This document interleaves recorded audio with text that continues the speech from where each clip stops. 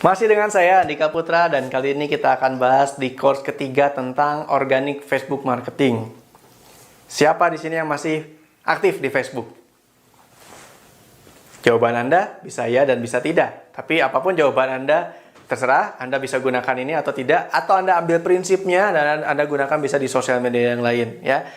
Kenapa saya tanya tersebut? Karena terus terang saya sudah nggak aktif di Facebook. Tapi apakah karena saya tidak aktif lagi di Facebook berarti nggak ada orang main Facebook? Enggak. Saat ini Facebook masih adalah sosial media terbesar di dunia dengan pengguna terbanyak. Jadi ya, berarti Anda juga harus tahu cara marketing di Facebook. Minimal secara organik. Ya bagi Anda womanspreneur, momspreneur, ya mungkin sekarang Anda mulai juga pakai dua-duanya ya. Facebook aktif, Instagram juga aktif. Mungkin Anda masih aktif di grup Facebook dan lain-lainnya. Dan Anda bisa manfaatkan keaktifan Anda di Facebook ini untuk menghasilkan uang, asal Anda tahu gimana caranya jualan organik di Facebook. Oke, why Facebook? Pertama, Facebook relatif murah ya. Relatif sangat-sangat murah biayanya sehingga Anda bisa jualan langsung di Facebook. Kedua, Facebook saat ini masih adalah sosial media terbesar di dunia dengan pengguna terbanyak. Jadi marketnya sangat-sangat luas, terlebih kalau Anda punya market di level menengah ke atas dalam hal usia. Itu akan cocok dengan Facebook. Ada 3 lahan untuk berjualan di Facebook. Pertama, Facebook personal. Kedua, fanpage. Ketiga, Facebook group ya.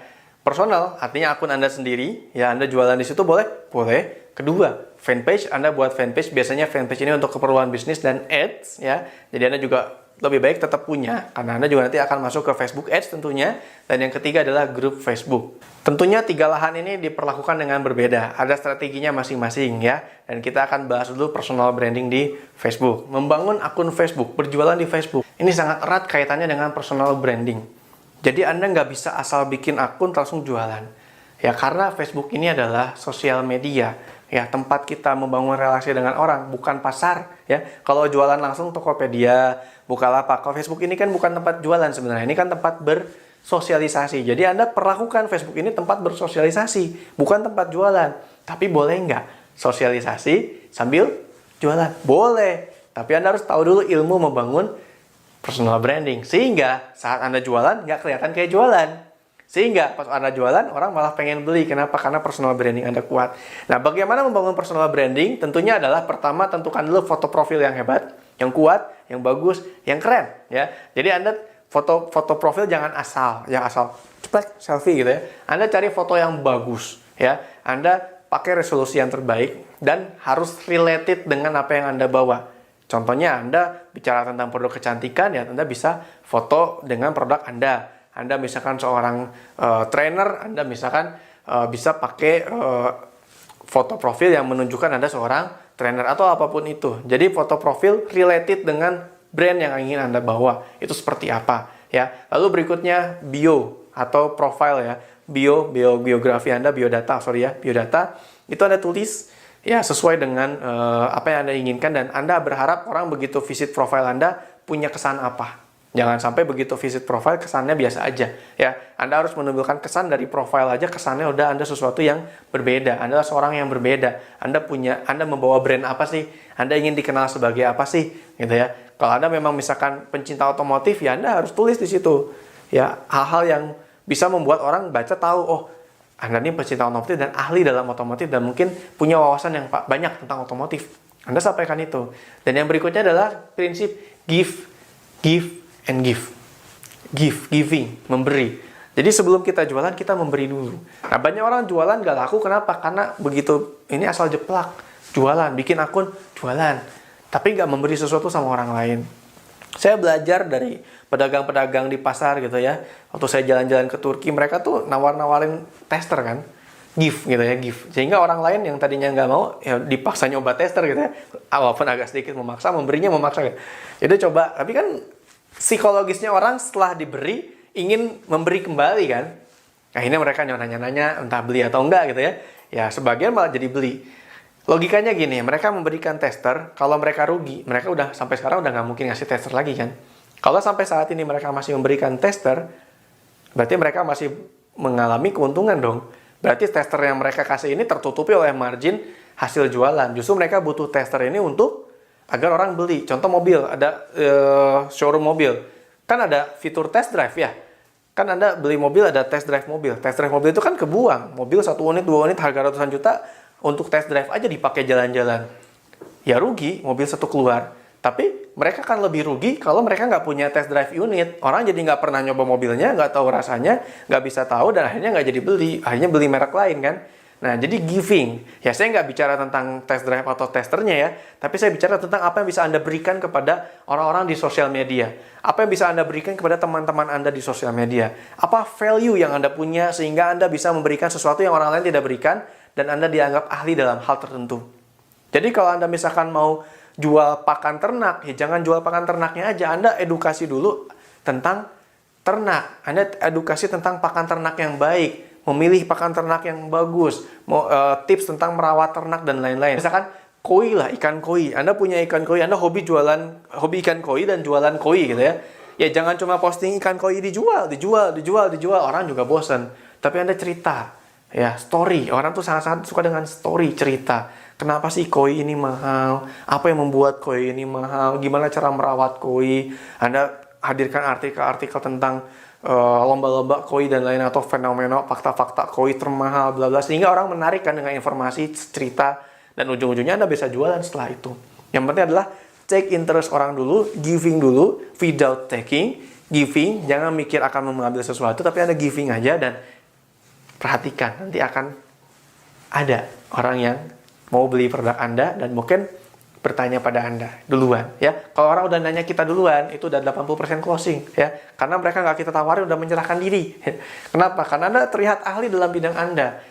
Sehingga saat Anda menawarkan sebuah solusi, promosi, pastikan apa yang Anda tawarkan ini menjadi solusi bagi masalahnya orang lain. Kenapa? Bisnis ya adalah cara kita membantu orang lain. Dan cara paling mudah untuk sukses adalah kita bisa menyelesaikan masalahnya orang lain. Belajar dari Gojek. Gojek bisa besar. Kenapa? Karena membantu menyelesaikan banyak masalah. Pengangguran, dan lain-lain. Ya, orang yang tadinya nggak punya pekerjaan, dia punya pekerjaan. Yang tadinya sepi, ordernya jadi ramai ordernya. Bahkan sampai ke GoFood. Orang bisa bikin restoran tanpa harus punya restoran. Bener ya? Restoran online kan? Orang lihat, makanannya enak. Dia nggak perlu datang juga, nggak perlu tahu restorannya bagus.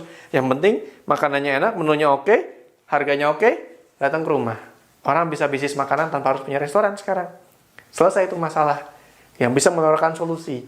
Ya sehingga orang akan datang dengan sendirinya. Nah, apa yang Anda tawarkan solusi kepada orang-orang di sosial media Anda, di Facebook Anda?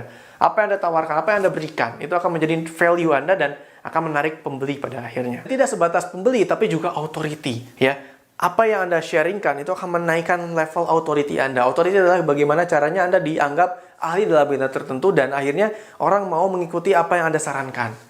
Kalau Anda sudah punya authority, Anda akan sangat mudah dalam menjual sesuatu. Dan tentunya authority ini Anda harus gunakan demi manfaat yang baik. Nah, langkah awal adalah Anda nggak bisa jualan kalau nggak punya teman di Facebook ya. Jadi pastikan Anda punya teman dulu di Facebook ya. Teman ini kalau nggak salah maksimal 5.000. Jadi kalau Anda udah penuh, Anda bisa bikin akun kedua dan seterusnya kan. Gimana caranya kita nyari teman di Facebook?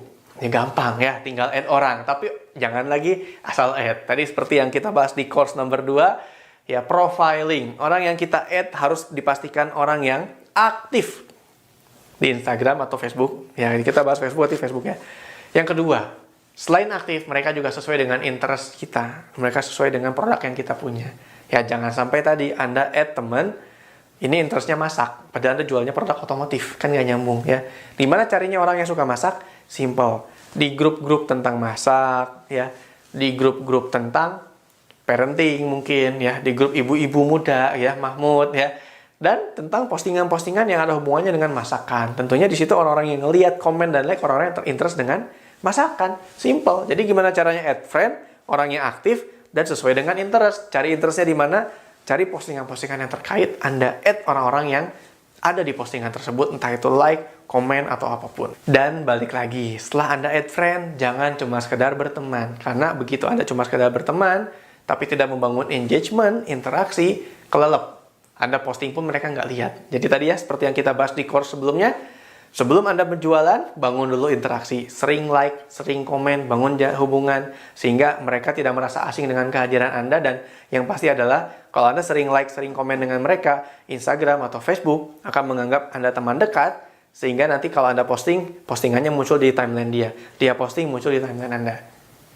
Ya, as simple as that. Ya, simple ngomongnya, melakukannya butuh usaha. Tapi kan kita nggak kenal sama mereka. Jadi gimana caranya? Ya, komen kan nggak harus kenal. Yang kedua, tipe komen seperti apa sih yang membangun interest, membangun trust?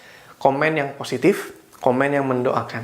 Ya, jadi kalau ada postingan, misalkan orang lagi liburan sama keluarga, jangan cuma sekedar, oke sip, good, great, no. Ya, tapi Anda posting, oh alhamdulillah ya, keren banget itu tempat wisatanya, sama keluarga lagi seneng banget, oh ngelihatnya aja bahagia, semoga kalian happy terus ya, sehat-sehat buat keluarga, salam buat keluarga. Ya, jadi komennya sangat-sangat positif, dan kalau Anda jadi orang yang di komen seperti itu, kira-kira Anda akan memperhatikan nggak orang yang komen itu? Akan cek nggak profilnya apa? Approve temannya, bener nggak? Akan balas komen juga kan? Kenapa? Karena hal positif yang Anda sampaikan. Jadi jangan asal great, good, jempol, enggak. Tapi Anda doakan, Anda puji dan seterusnya. Anda membangun interaksi dengan mereka. Berikutnya, apa yang harus kita posting di Facebook? Ya, sama ya, seperti yang kita bahas sebelumnya. Soft selling. Jangan cuma produk, tapi hal-hal yang membangun authority. Ya, give. Artikel tadi saya bilang ya, hal-hal yang membuat Anda dianggap ahli dalam bidang tertentu, ya hal-hal yang menarik untuk dibaca, story, cerita, ya hal-hal yang orang nggak bosan akhirnya berteman dengan Anda, dan akhirnya Anda bisa selipkan jualan dimanapun nantinya. Tapi perbandingannya jangan sampai lebih banyak jualan ketimbang giving. Tetap giving, jualan belakangan, oke?